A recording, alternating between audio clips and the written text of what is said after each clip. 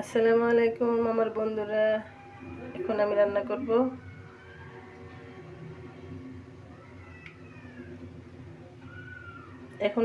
করব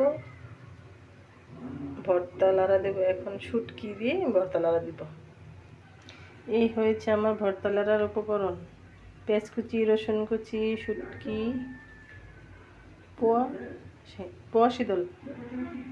প্রথমে দিব পেঁয়াজ কুচি, সাথে দেব রসুন কুচি, পেঁয়াজগুলো।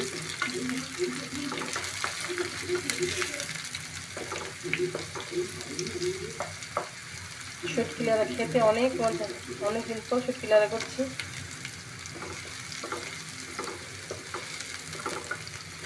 শুটকি ভর্তা বলা যায়, আমরা শুটকি ভর্তাই বলি।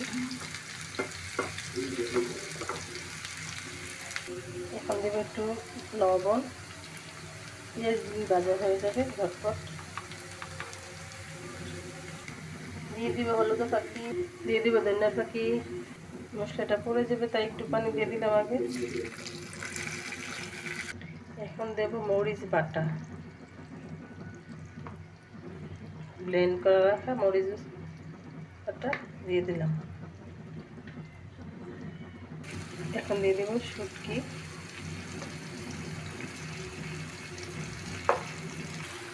এই তো আমার শুটকি লাড়া প্রায় হয়ে আসছে।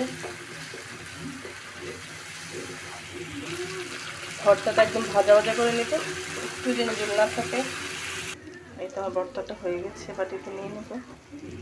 এই যে দেখো বন্ধুরা, কি সুন্দর একটা কালার আসছে, ভর্তাটা খুব সুন্দর দেখাচ্ছে, খেতে খুব দারুণ হবে।